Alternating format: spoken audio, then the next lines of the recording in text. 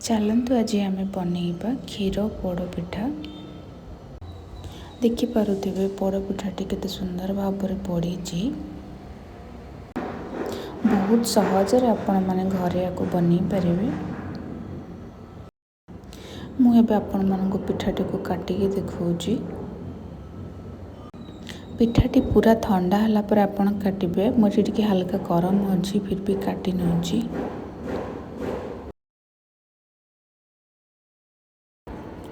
पिठाटी आमर भल भाव पड़ी जाइए और सॉफ्ट भी होइछि।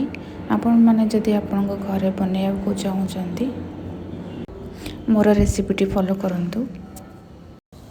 मुझे चाउल को 5 ରୁ 6 घंटा पर्यंत भिजेकी रखी भल भाव धोईकी एबे यार पेस्ट बनै नबा। मुझे पानी न ऐड करके क्षीर ऐड करिछि। मुझे किछि अल्प नड़िया नहीं ता सहित 4टा अलैच अल्प किछि क्षीर ऐड करके यार पेस्ट बनै नबा। जतिक आपण चाउल नौचंती तार 50% आपण नड़िया नहीं पारिबे। आपण जतिक चाउल नहीं तार 4 गुणा क्षीर नेबे। मु प्रथमे क्षीरटी को गरम करी नौची। एथिरे 2टा तेजपत्र 1 चम्मच घी दे देइछि। मन रखिथे जितेबाला आपण चाउल नौचंती आपन से हिसाब रे चीनी ऐड करने पड़ो। आपन जदि परिमाण ठीक रखुचंती पिठाटीर टेस्ट बहुत भल आसीबो। एबे हमर क्षीरटी फुटी आसिलानी। एबे एथिरे आमे चीनी को पकई नबा। चीनी को पकेला परे भल भाव मिक्स करी नबा 2 ରୁ 3 मिनिट पर्यंत। मुझे ड्राई फ्रूट को घी रे भाजिकी रखी नहीं ऐड कर नौची। आपण मैंने आपण हिसाब से ड्राई फ्रूट ऐड करें। एबे बनईकी रखिथिबा पेस्ट को मु गरम क्षीर रे पकई नौची। पकई नेला परे भल भाव मिक्स करी नेबे। भल भाव मिक्स करी नेबे जहा द्वारा पिठौटी भल भाव सिझी जिवो। भल भाव गोली नेबे। बिल्कुल हेले भी चलेबा बंद करेंगे। आपण माने जदि चलेया बंद कर देन पिठौटी लगी जिवो। एमिति धीरे धीरे करके गोले नियंतु। एबे हमर पिठौटी ही आसिलानी तो आम गैस टी को बंद करी नबा। एको ठंडा हवा पई छाड़ी दबा। देखो गोटे पान रे मु कौन करी कदली पत्र को भल भाव सेट करी नीची। आपण माने भी एमती भल भाव सेट करी नियंतु। तापरे मु एटी अल्प किछि घी ऐड करी नउची। घी ऐड करी भल भाव स्प्रेड कर दउची पत्र रे। एबे मु बनिकी रखिथिबा पिठो को पकई नउची।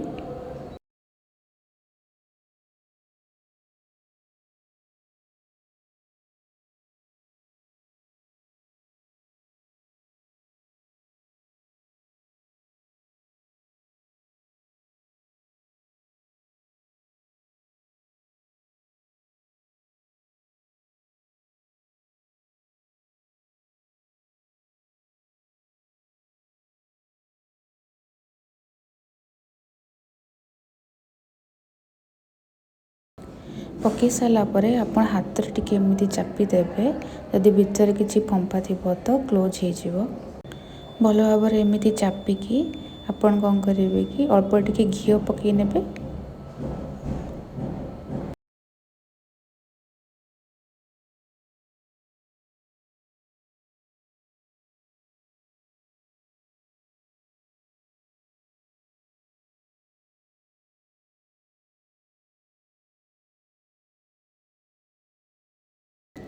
घी पकईकी भल भाव स्प्रेड कला परे घीटी को तापरे कदली पत्र रे सेट करी नबा। एबे भल भाव सेट करी नेबे आपण।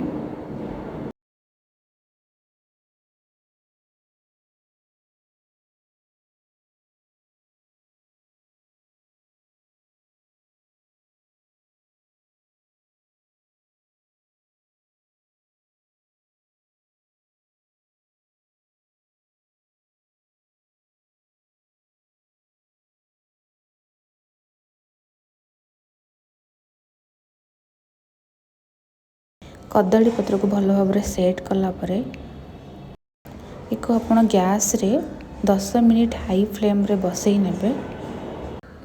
10 मिनिट बसेला परे 35 मिनिट लो मीडियम फ्लेम रे बसई नेबे। तापर आपण माने गोटे तावा यूज करिवे। तावारे ओल्टे देबे पिठौनी को हाई मीडियम फ्लेम रे आर साइड को मध्य पकई नेबे।